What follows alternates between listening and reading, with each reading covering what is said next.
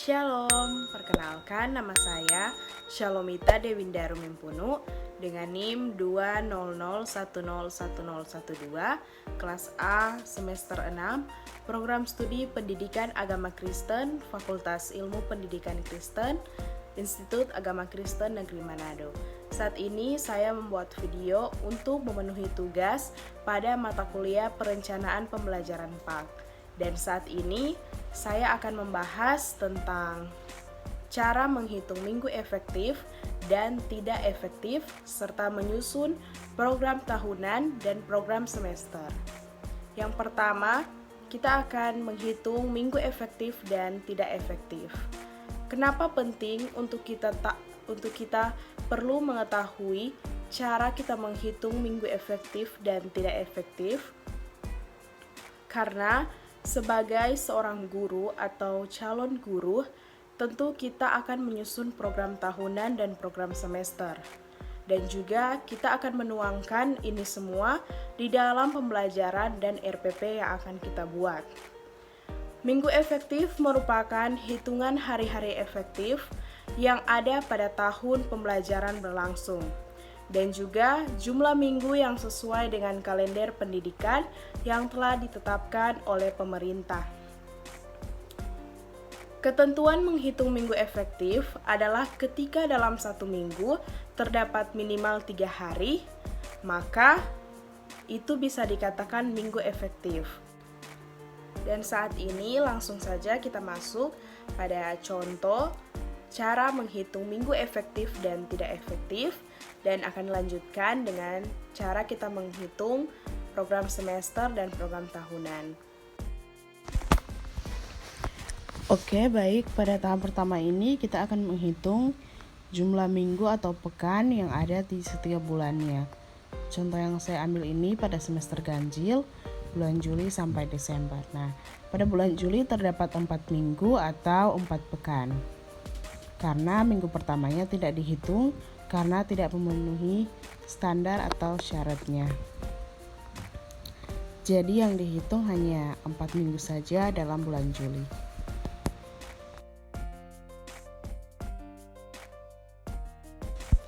Selanjutnya bulan Agustus ada 1, 2, 3, 4 minggu atau 4 pekan yang ada di bulan Agustus. Kita tulis 4. Selanjutnya bulan September. Nah, pada minggu pertama ini terdapat 3 hari, maka dihitung 1 minggu. Jadi ada 1, 2, 3, 4, 5 minggu yang terdapat di bulan September. Kita tulis 5. Selanjutnya pada bulan Oktober ada 1, 2, 3, 4 minggu atau 4 pekan pada bulan Oktober. Selanjutnya bulan November ada 1, 2, 3, 4. Ada 4 minggu atau 4 pekan yang ada di bulan November.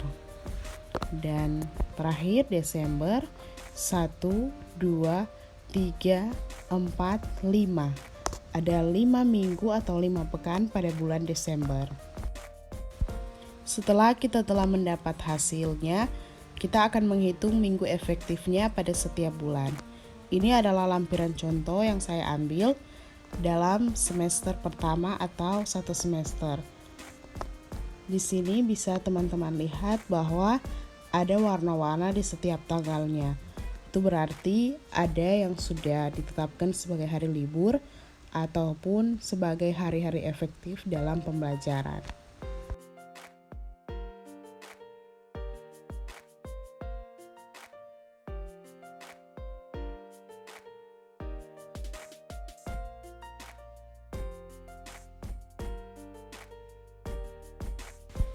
Pada bulan Juli terdapat 1 minggu libur atau awal masuk sekolah. Itu tandanya belum ada pembelajaran yang efektif.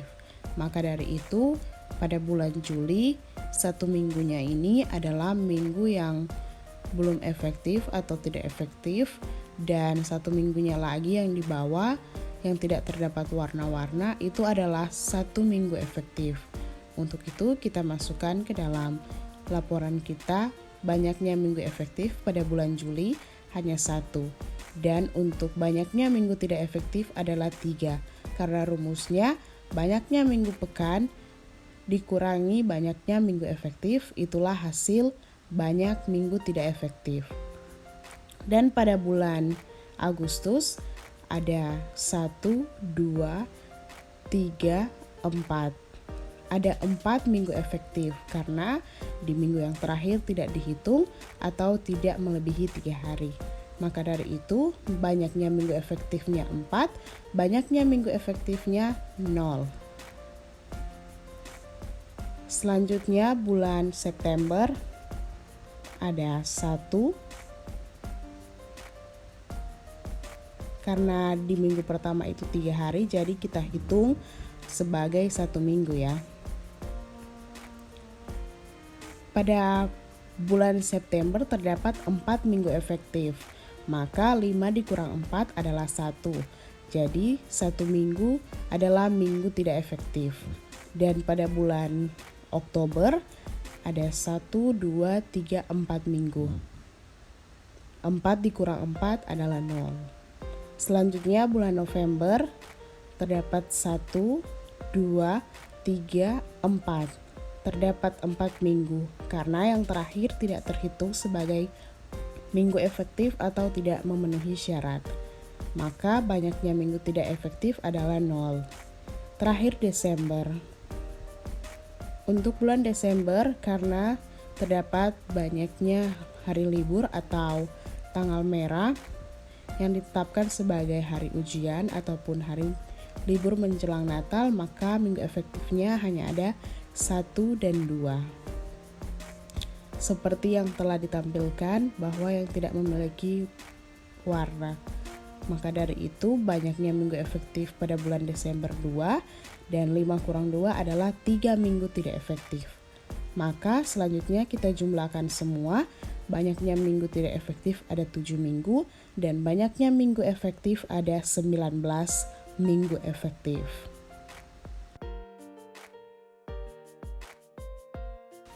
Setelah kita telah mendapatkan hasilnya, kita akan memasukkan dalam sebuah rumus yaitu jumlah jam efektifnya berapa.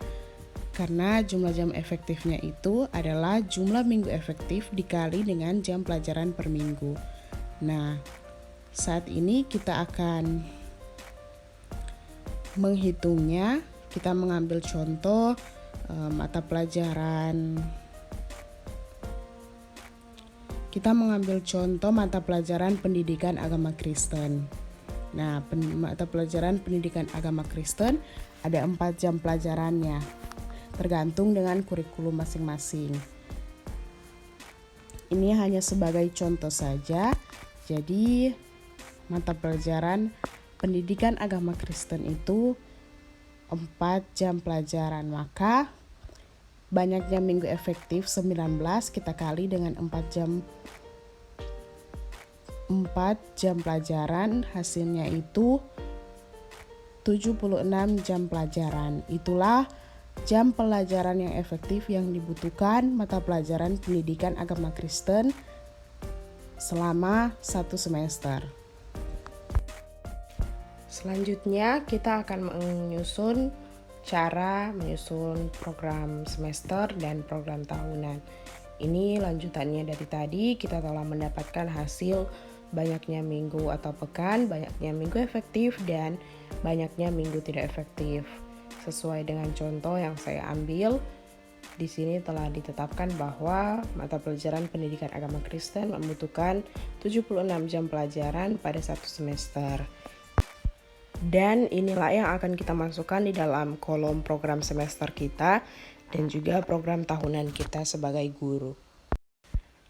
Ini adalah salah satu contoh yang saya ambil adalah di kelas 5 SD pada semester 1 dan 2. Ini program tahunannya. Dan di sini satuan pendidikannya SD, mata pelajaran pendidikan agama Kristen dan budi pekerti, kelas 5 atau semester ganjil, dan tahun pelajarannya saya contohkan 2021 sampai 2022. Di sini Telah tercantum juga kompetensi intinya. Nah, menurut Permendikbud nomor 24 tahun 2016, yaitu kompetensi inti ini mencakup 6 dimensi. Yang pertama itu kompetensi inti sikap spiritual atau yang disingkat sebagai KI1. Dan kedua, kompetensi inti sikap sosial atau KI2. Ketiga, kompetensi inti pengetahuan atau KI3. Dan yang keempat, kompetensi inti keterampilan atau KI4.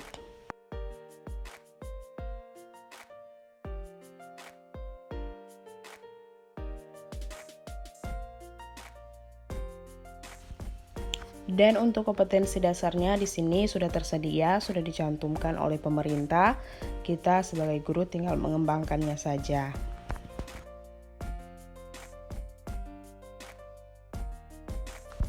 Dan sesuai isi dengan kompetensi dasar yang telah ditetapkan bahwa yang pertama ini ada 1.1 meyakinkan bahwa manusia berdosa sehingga perlu bertobat. Dari kompetensi dasar ini kita dapat mengembangkan tema-tema atau judul-judul yang ada. Dan dari keempat kompetensi dasar ini, yang pertama dari 1.1 sampai 4.1, kita membuat alokasi waktunya 32 JP sesuai dengan kesulitan materinya masing-masing. Dan untuk kompetensi dasar yang kedua itu alokasi waktunya 28 JP. Sekarang kita melihat sekilas dalam semester genapnya untuk melihat perbedaannya. Dan ini pada semester genapnya memiliki alokasi waktu 20 JP dan 40 JP. Setelah kita telah mengetahui alokasi waktunya yang sudah ditetapkan, kita masuk pada program semesternya. Dan untuk menyusunnya sama seperti yang sudah ada dalam minggu-minggu efektif, yaitu dalam bulan Juli terdapat 1 minggu efektif. Maka dari itu kita tetapkan sebagai 4 jam pelajaran 1 minggu, terdapat 1 kali pada bulan Juli. Selanjutnya bulan Agustus terdapat 4, yaitu, dan yang pertama kita taruh di yang pertama, kemudian yang kedua kita taruh di bawahnya atau dalam pertemuan yang selanjutnya. Nah, karena di sini terdapat 2, jadi kita taruh sesuai dengan yang sudah ada, yaitu 4 jam pelajaran di 4 minggu pada bulan Agustus. Nah, untuk itu kita harus sesuaikan juga sesuai dengan kalender pendidikan di masing-masing sekolah ya. Ini hanya sebagai contoh saja. Dan pada bulan September terdapat 4 minggu efektif. Kita bisa sesuaikan saja di minggu pertama ada 2 jamnya. Dan di minggu kedua juga ada 2 jamnya.